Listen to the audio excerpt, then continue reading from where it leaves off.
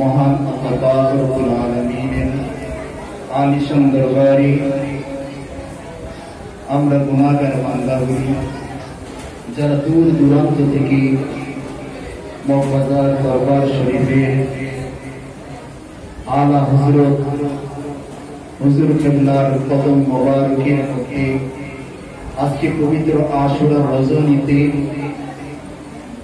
শুহাদায়ে কারবালার মাহফিলে আসতে পেরেছি, বসতে পেরেছি। জিকিরে তাআলা, জিকিরে মুস্তাফা করার মতন সুযোগ আল্লাহ পাক রব্বুল আলামিন আমাদেরকে দিয়েছেন।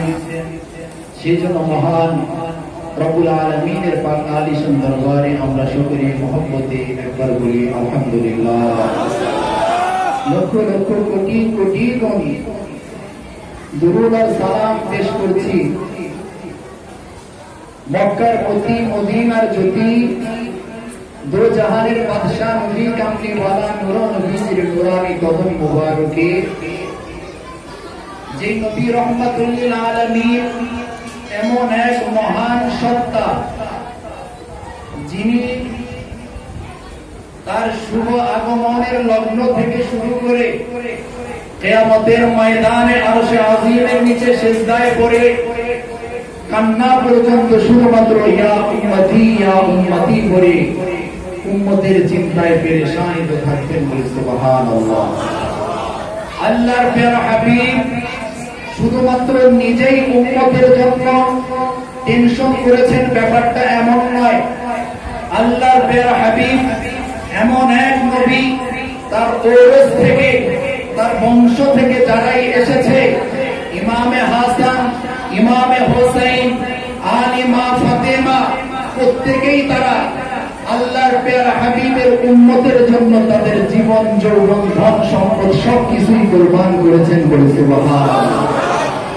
আল্লাহর প্যারা হাবিব সাল্লাল্লাহু তাআলা আলাইহি ওয়াসাল্লাম উম্মতের জন্য যেমন কোন রকমের কম্প্রোমাইজ করেন নাই।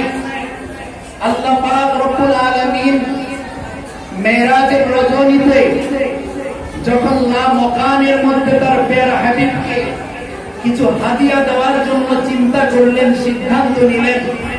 আপনার নবী আমার নবীজি প্রথম চাওয়াই চাইলেন, দ্বিতীয় কোনো চাওয়া নাই, একটাই আশা, একটাই চাওয়া, তা হচ্ছে আমার গুনাহগার উম্মতগুলির নাজাতের ব্যবস্থা করুন। সুবহানাল্লাহ। আল্লাহ পাক বললেন, হাবিব ঠিক আছে, আমি 70,000 গুনাহগারকে মাফ করে দিলাম। আল্লাহ পাক রব্বুল আলামিন বললেন, আপনার সেকেন্ড টাইম সুযোগ দিয়ে দিলাম, আপনি সেকেন্ড টাইম চেয়ে নিন। এইবার আপনি কি চান? উম্মতের জন্য চেয়েছেন, আমি আপনাকে 70,000 গুনাহগারকে মাফ করে দিয়েছি। এবার সেকেন্ড টাইম স্পেশালি আবার সুযোগ দিলাম, আপনি এবার আপনার নিজের জন্য কি চান চেয়ে নিন। সুবহানাল্লাহ। আল্লাহর প্যারা হাবিব বলেন, সুযোগ শুধু একবার নয়, সুযোগ শুধু দুইবার নয়, যত হাজারবার আমার জন্য সুযোগ আসবে, প্রত্যেকটা বার, প্রত্যেকটা সময় আমি শুধু একটাই কামনা করব, একটাই চাওয়া চাইব, তা হচ্ছে আমার সর্বশেষ উম্মত জাহান্নামে থাকা পর্যন্ত আমি আপনার দরবারে এই উম্মতের নাজাত ছাড়া আর কোনো কিছুই কামনা করি না। সেই নবীজি আপনার আমার নবী, সেই নবীজি আপনার আমার নবী, এই জন্য আমরা খুশি না বেজার? বন্ধুরা আমার, আল্লাহর প্যারা হাবিব নবী রহমাতুল লিল আলামিনের কলিজার টুকরা ইমামে হুসাইন, যিনি কারবালার জমিনের মধ্যে নিজের গর্দানকে পেতে দিয়েছিলেন বাতিলের মোকাবেলায়, তিনি ইচ্ছা করলে রাজ সিংহাসনের মধ্যে বসতে পারতেন, তিনি ইচ্ছা করলে জৌলুসের মধ্যে তার জীবনটাকে তিনি কাটাইতে পারতেন। কিন্তু তিনি এমন এক সত্তা থেকে এসেছেন, তিনি এমন এক নবীর উরস থেকে এসেছেন যে সেই নবীর উরস থেকে আসার কারণে তিনি বাতিলের সাথে কখনোই কম্প্রোমাইজ করেন নাই। বলে সুবহানাল্লাহ। জীবন দিয়েছেন, তবু বাতিলের সামনে কখনোই মাথা নত করেন নাই। এটাই ইমাম হুসাইনের শিক্ষা, এটাই কারবালার জমিনের শিক্ষা। কারবালার জমিন আমাদেরকে সেই শিক্ষাই দিয়ে যায়। আল্লাহর প্যারা হাবিবের মহব্বত কলবের মধ্যে রেখে যদি গর্দান দিতে হয়, তাহলে সর্বসময় আমরা গর্দান দিতেও প্রস্তুত। কথা বলুন ঠিক কিনা? আপনার আর আমার প্যারা হাবিব নবী রহমাতুল লিল আলামিনের কলিজার টুকরা ইমামে হুসাইনের শাহাদাত হয়েছে 61 হিজরি সনের মধ্যে।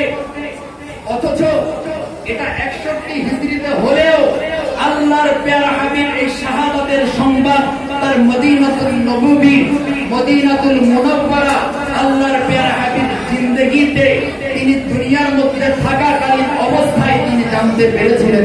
সুবহানাল্লাহ। হাদিস শরীফটি ইমামে বাইহাকি বয়ান করেছেন, ইমাম আহমদ বয়ান করেছেন, হযরতে আনাস রাদিয়াল্লাহু তাআলা আনহু থেকে হাদিসটি রওয়ায়াত হয়েছে। বাইহাকির মধ্যে বয়ান, হযরতে মিকাইল আলাইহিস সালাতু ওয়াস সালাম তিনার একদিন সাত জাগলো, আল্লাহর প্যারা হাবিবের দরবারের ধুলি মোবারক নিয়ে তিনি ধন্য হবেন। বলুন সুবহানাল্লাহ। কারণ জিবরিল আমিন তিনার দায়িত্ব হচ্ছে প্রত্যেকটা নবীদের দরবারে আমার আল্লাহ পাক রব্বুল আলামিনের সমস্ত ইনফরমেশন পৌঁছে দেওয়া। মিকাইলের কাজ হচ্ছে দুনিয়ার মানুষের কার কি রিজিকের দরকার, কার কতটুকু মেঘ আর বৃষ্টির দরকার, এই সমস্ত কিছু বন্টন করার দায়িত্ব আমার আল্লাহ মিকাইলকে দিয়েছেন। নবীর দরবারে যাওয়ার দায়িত্ব মিকাইলের পরে নাই। কিন্তু মিকাইল চিন্তা করলো, ওই নবী এমন এক নবী, যেই নবীর জন্য আদম সফিউল্লাহ থেকে ঈসা রুহুল্লাহ পর্যন্ত প্রত্যেকটা নবী বেকার ছিল, আর আমি মিকাইল কেন বাকি থেকে যাব? আমিও একদিন সেই নবীজির দরবারে উপস্থিত হয়ে ওই প্যারা হাবিবের ধুলি মোবারক দিয়ে আমার জীবনটা আমি ধন্য করবো। বলি সুবহানাল্লাহ।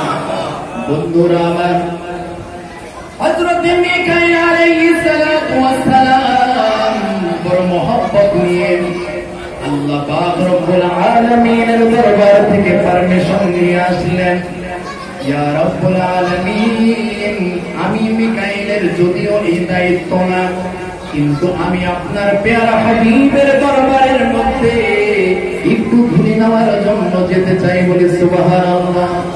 মিকাইল আলাইহিস সালাতু ওয়াস সালাম আমার নবীজির দরজার মধ্যে দাঁড়িয়ে রয়েছে। ঘরের পরা যখন নাড়লেন, হযরত উম্মে সালামা রাদিয়াল্লাহু তাআলা আনহা দরজা খুললেন। কে গো আপনি? কি চান আপনি এই দুয়ারের মধ্যে? সালাম দিয়ে বলতেছেন, আমি তো জাহানের বাদশাহ নবী রহমাতুল লিল আলামিন নবীজির সাথে সাক্ষাৎ করার জন্য এসেছি। আমার নবীজির দরবারে আম্মা জান উম্মে সালামা খবর পৌঁছে দিলেন, ইয়া রাসূলুল্লাহ, আগন্তুক ব্যক্তি দরজায় দাঁড়িয়ে রয়েছে, ইয়া রাসূলুল্লাহ, আপনার সাথে সাক্ষাৎ করতে চাই। আমার নবীজির আর জানতে বাকি নাই, আমার নবীজির বুঝতে বাকি নাই, ওই ব্যক্তি হযরত মিকাইল। বলুন সুবহানাল্লাহ। আল্লাহর প্যারা হাবিব বলেন, যাও ওই ব্যক্তিকে ঘরের মধ্যে প্রবেশ করতে বলো। আর তোমাকে একটা ডিউটি দিয়ে দিলাম, তোমাকে একটা দায়িত্ব দিয়ে দিলাম, তুমি দরজার মধ্যে দাঁড়িয়ে থাকবে। তুমি এই দরজার মধ্যে কেন দাঁড়িয়ে থাকবে জানোনি? আমি ওই ব্যক্তির সাথে যখন নীরবে একাগ্র চিত্তে যখন কথা বলবো, এই সময়টাতে এই দরজা দিয়ে যেন দ্বিতীয় কোনো ব্যক্তি প্রবেশ করতে না পারে। সুবহানাল্লাহ।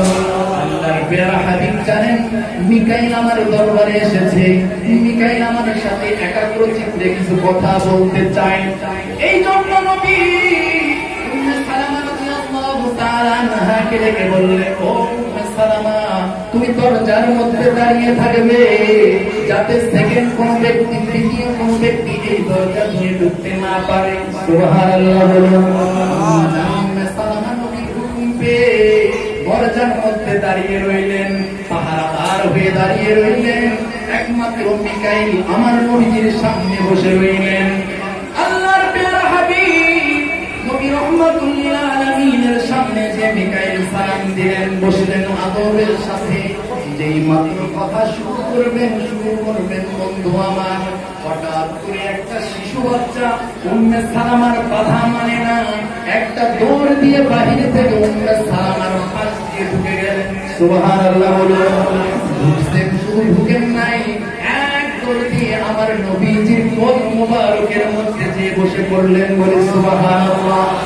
আমার নবীজি ভুলে গেলেন, আমার নবীজি তো বলেছেন, উম্মে সালামা রে, এই দরজা দিয়ে সেকেন্ড কোন ব্যক্তির প্রবেশ করা যাবে না। আমি রাসূল যতক্ষণ পর্যন্ত হুকুম না করব, ততক্ষণ পর্যন্ত এই দরজা দিয়ে কাউকে প্রবেশ করা যাবে না। কিন্তু যখন দেখলেন একটা শিশু বাচ্চা, এ আর কেউ নয়, এ আর কেউ নয়, আমার নবীজির কলিজার টুকরা ইমামে হুসাইন আলাইহিস সালাম। বলুন সুবহানাল্লাহ। ইমামে হুসাইন যেই মাত্র আমার নবীজির কোল মোবারকের মধ্যে বসলেন, আমার নবী নিয়ম ভুলে গেলেন, আমার নবী সিদ্ধান্ত ভুলে গেলেন। আমার নবীর সিদ্ধান্ত ছিল, যখন মিকাইলের সাথে কথা চলবে তখন কারো আগমন চলবে না। কিন্তু যেই মাত্র আমার নবী দেখলেন এ তো অন্য কেউ না, এ আমার কলিজার টুকরা হুসাইন, এই জন্য আমার নবীজি মিকাইলের সাথে কথা বলা বন্ধ করে দিলেন, ইমামে হুসাইনকে বুকের মধ্যে জড়িয়ে নিলেন। বলি সুবহানাল্লাহ। মিকাইল আলাইহিস সালাম বড় অবাক হয়ে গেলেন। এই নবী একটু আগে বলল, উম্মে সালামা, আমি যখন এই ব্যক্তির সাথে কথা বলবো তখন যাতে ঘরের মধ্যে কেউ প্রবেশ করতে না পারে। আর এই সিদ্ধান্ত প্রমাণ করে তিনি আমাকে অনেক বেশি গুরুত্ব দিচ্ছেন, কারণ আমার সাথে কথা বলার সময় যেন কারোর কোনো ডিস্টার্ব না হয়, কোনো রকমের প্রবলেম না হয়, এই জন্য তার একজন স্ত্রীকে দিয়ে পাহারাদার বানাইয়া দিলেন। সুবহানাল্লাহ। এত বড় একটা সিদ্ধান্ত, এত বড় একটা সিদ্ধান্ত আমি মিকাইলের জন্য যেই নবী নিলেন, আবার পরক্ষণে সেই নবী সেই সিদ্ধান্ত ভুলে গেলেন একজনের আগমনের কারণে। বলে সুবহানাল্লাহ। হযরত মিকাইল অবাক হয়ে জানতে চাইলেন, ইয়া রাসূলুল্লাহ, আপনি সিদ্ধান্ত নিয়েছিলেন আমার সাথে কথা বলার সময় ব্যক্তি যাতে প্রবেশ না করে, দ্বিতীয় কোন ব্যক্তি প্রবেশ না করে। কিন্তু এই শিশু বাচ্চা যখন প্রবেশ করলো, আপনি কিছুই বললেন না, বরং বুকের মধ্যে জড়িয়ে নিলেন। শুধু বুকের মধ্যে জড়িয়ে নিলেন না, তার স্কন্ধের মধ্যে, তার কাঁধ মোবারকের মধ্যে আপনি চুমো খাইতে লাগলেন। বলি সুবহানাল্লাহ। শুধুমাত্র তার কাঁধ নয়, আমি মিকাইল দেখতে পাইলাম তার ঠোঁট মোবারকের মধ্যে আপনি চুমো খাচ্ছেন বারবার। বলি সুবহানাল্লাহ। আল্লাহর প্যারা হাবিবের দরবারে মিকাইল ডেকে বলে, ইয়া রাসূলুল্লাহ, আমি মিকাইলের মনে হচ্ছে এই শিশু বাচ্চাকে আপনি অত্যন্ত বেশি পরিমাণের ভালোবাসেন। বলি সুবহানাল্লাহ। আল্লাহর প্যারা হাবিব ডেকে বলে, ও মিকাইল, তুমি সত্যই বলেছো, মান আহাব্বানা ফাকাদ আহাব্বানি, যারা এই শিশুকে ভালোবাসবে তারা যেন আমি রাসূলকেই ভালোবাসবো। ওমান আবাদাহুমা ফাকাদ আবাদানি, যারা তার সাথে দুশমনি রাখলো তারা যেন আমি রাসূলের সাথেই দুশমনি রাখলো। বলি নাউযুবিল্লাহ। মিকাইল দেখে বলে, ইয়া রাসূলুল্লাহ, এই শিশু বাচ্চার জন্য আপনার এত সুন্দর সিদ্ধান্ত, যারা তাকে ভালো না বাসবে তারা আপনার দুশমন হয়ে যাবে, যারা তাকে ভালোবাসবে তারা আপনার বন্ধু হয়ে যাবে। ইয়া রাসূলুল্লাহ, এই মুহূর্তে তাইলে আপনাকে একটা খবর জানিয়ে যাই। নবী বলে, কি খবর? মিকাইল বলে, ইয়া রাসূলুল্লাহ, যে কলিজার টুকরাকে আপনি এত বেশি পরিমাণের ভালোবাসেন, শুধু ভালোই বাসেন না, এই বাচ্চার জন্য সিদ্ধান্ত নিয়েছেন, যারা তাকে ভালোবাসবে আপনি তাকে ভালোবাসবেন, যারা তার সাথে দুশমনি করবে আপনার দুশমন তারা হয়ে যাবে। ইয়া রাসূলুল্লাহ, কিন্তু আমি মিকাইল একটা গোপন সংবাদ জানি, তার হচ্ছে এত আদরের কলিজার টুকরা এই হুসাইন, আপনি যাকে এত বেশি পরিমাণের ভালোবাসেন, এই আদরের শিশুটাকে আপনার উম্মতের মধ্যে নামদার কিছু মুনাফিক, নামদার কিছু বেঈমান মুসলিম, তারা পরিচয় দিবে মুসলমান, তারা আপনার কালিমা পড়বে সত্য, কিন্তু আপনি যে হুঁশিয়ার করে বলেছেন, মান আহাব্বাহুমা ফাকাদ আহাব্বানি, যারা তাকে ভালোবাসলো তারা আমাকে ভালোবাসে, যারা তার সাথে দুশমনি করে তারা আমার সাথে দুশমনি করে। ইয়া রাসূলুল্লাহ, আপনার এই সিদ্ধান্ত তারা ভুলে যাবে, তারা আপনার এই আওলাদের সাথে তারা গাদ্দারি করে ফেলবে, আপনার এই কলিজার টুকরাকে তার নির্মম ভাবে কারবালার জমিনের মধ্যে শহীদ করে দিতে। বলি নাউযুবিল্লাহ। আমার নবীজি চোখের পানি ছেড়ে কাঁদলেন। মিকাইল, তুমি কি বলো? আমার উম্মতের মধ্যে আমার অনুসারী হয়ে আমার কলিজার টুকরার উপরে গর্দানের উপরে তার তরবারি চালাইবে। তখন মিকাইল বলে, ইয়া রাসূলুল্লাহ, আপনি যদি চান আমি মিকাইল সেই কারবালার জমিনের মাটি এনে আপনার কদমে হাজির করে দিব। বলে সুবহানাল্লাহ। আল্লাহর প্যারা হাবিব বললেন, ঠিক আছে, একটু মাটি নিয়ে আসুন। জিবরাইলের যাওয়ার প্রয়োজন হয় নাই, শুধু একটু হাত বাড়াইয়া দিছে, ওই কারবালার জমিনের মাটি হযরত মিকাইল হাজির করে দিয়েছে। বলি সুবহানাল্লাহ। আল্লাহর প্যারা হাবিব মাটি মানে হাতের মধ্যে নিলেন, নেওয়ার পরে ওই যে দাঁড়িয়ে রয়েছে উম্মে সালামা, তাকে ডাকলেন। ডাকার পরে বললেন, সালামারে দেখে নাও, দেখে নাও, এই মাটি দুনিয়ার কোন সাধারণ মাটি নয়, এটা হচ্ছে আমার হুসাইনের শহীদের জায়গা, কারবালার জমিনের মাটি। এই যে দেখো মিকাইল এই মাত্র আমার কাছে কারবালার জমিনের মাটি এনে হাজির করেছে। বলি সুবহানাল্লাহ। ও সালামা, তুমি এই মাটিগুলি বড় যত্ন করে রেখে দাও, কারণ তুমি মনে রেখো, যেই দিন এই মাটিগুলি রক্তে রঞ্জিত হয়ে যাবে, যেই দিন এই মাটিগুলি রক্তে লাল হয়ে যাবে, সেই দিন মনে রেখো আমার হুসাইনকে বেঈমানরা শহীদ করে দিয়েছে। বলি সুবহানাল্লাহ। বন্ধুরা আমার, 61 হিজরিতে কারবালা, আমার নবীজি মদিনাতুল মুনাওয়ারার মধ্যে ওই কারবালার ঘটনা জেনে গিয়েছেন। সুবহানাল্লাহ বলুন।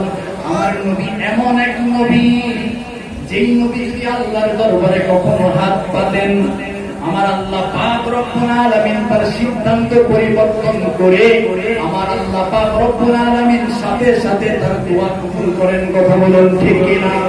একদিন হযরত আবু হুরায়রা আল্লাহর প্যারা হাবিব রাস্তা দিয়ে হেঁটে চলে যাচ্ছিলেন। বললেন, ইয়া রাসূলুল্লাহ, যাবেন না? একটা আরজি ছিল আপনার দরবারে। কি আরজি রে আবু হুরায়রা? আমার আম্মা জান তো মুসলিম হয় নাই, আমি মুসলমান হয়েছি, আমার মা মুসলিম হয় নাই।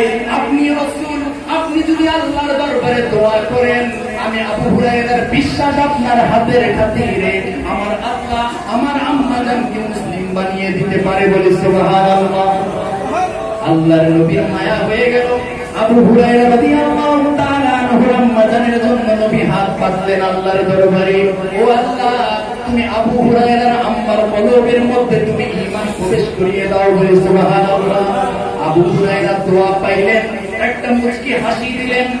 তিনি চিন্তা করলেন, সিদ্ধান্ত নিলেন, আমার নবী এমন এক নবী, যেই নবী চাইতে দেরি হয় আমার আল্লাহর কখনো দিতে দেরি হয় না। বলে সুবহানাল্লাহ। কিন্তু তিনি একটা পাগলামি শুরু করলেন, তিনি একটা খেলা দেখতে শুরু করলেন। তিনি চিন্তা করলেন, আমার নবীজি চাইলেই তো পায়, আমার নবীজি চাওয়ার সাথে সাথে তো আল্লাহ দিয়ে দেয়। কিন্তু আমার নবী তো এখন চাইলেন, আমার নবীজি চাওয়ার পরে আমার আল্লাহ কত দ্রুত দেয়, এটা আমি আজকে একটু প্রমাণ করে দেখব। কি প্রমাণ? আমি একটা দৌড় দিব, এক দৌড়ে আমার বাড়ি যাব। আমার বাড়ির মধ্যে আমি আবু হুরায়রা পৌঁছাইবার আগে আগে আমার মা আম্মা জানের কলবের মধ্যে ঈমান প্রবেশ করে কিনা, এই জিনিসটা আমি আবু হুরায়রা আজকে একটু মিলিয়ে দেখব। বলি সুবহানাল্লাহ। আবু হুরায়রা একটা দৌড় দিলেন, এক দৌড়ে আম্মা জানের হুজরার কাছে যখন পৌঁছে গেলেন, যে দেখতেছেন তার আম্মা জান তার জন্য যেন দরজার মধ্যে দাঁড়িয়ে রয়েছে। তখন আবু হুরায়রা বলেন, আম্মা জান কিছুক্ষণ আগে লাঠি নিয়ে দাঁড়িয়ে দিয়েছিলেন, এখন আবার দরজার সামনে লাঠি ছাড়া আমার দিকে এত মায়ের নজরে কেন তাকিয়ে আছে? তখন তার আম্মা জান চোখের পানি ছেড়ে দিয়ে বলতেছে, বাবা রে, তোকে মারার পরে আমার কলবের মধ্যে কেন জানি একটা পরিবর্তন শুরু হয়ে গেছে। আমি সিদ্ধান্ত নিয়ে নিয়েছি, তুই যেই নবীর হাতে হাত দিয়ে মুসলিম হয়েছ, আমি তোর আম্মা আমিও সেই নবীর হাতে মুসলিম হয়ে যাবো। আম্মা জান যখন এই কথা বললেন, আবু হুরায়রা বলেন, হায় রে, আমার নবী দোয়া করেছে, এই দোয়াটা আমার আল্লাহ এত দ্রুত কবুল করেছে যে আমি বাড়ি পৌঁছাইবার আগে আগে আমার আল্লাহ দোয়া মঞ্জুর করে ফেলেছে। বলি সুবহানাল্লাহ। আমার নবীজি জানলেন, আমার নবীজি দেখলেন, আমার নবীজির কলিজার টুকরা, যে কলিজার টুকরাদের সম্পর্কে নবী বলেছেন, আল হাসান আল হুসাইন মান আহাব্বাহুমা ফাকাদ আহাব্বানি, যারা আমার হাসান আর হুসাইনকে ভালোবাসলো তারা তো শুধু হাসান আর হুসাইনকে নয়, তারা সরাসরি আমি রাসূলকেই ভালোবাসলো। বলি সুবহানাল্লাহ।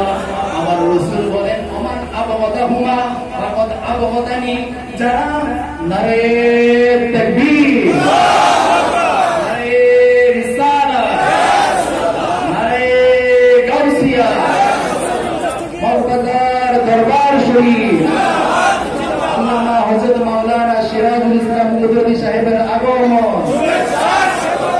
মাহফিলের পক্ষ থেকে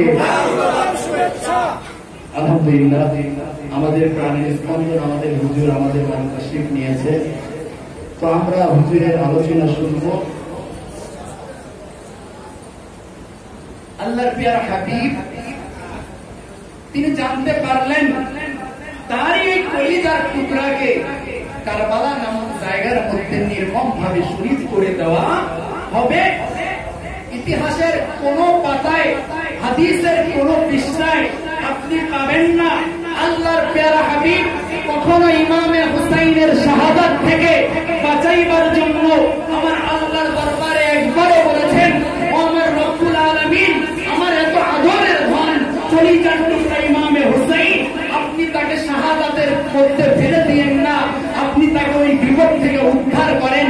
এইরকম দোয়া, এইরকম কোন রকমের দোয়া না আমার নবী করেছেন, না হযরতে আলী করেছেন, না ফাতেমা করেছেন, না হাসান করেছেন, না স্বয়ং হুসাইন করেছেন। বলুন সুবহানাল্লাহ।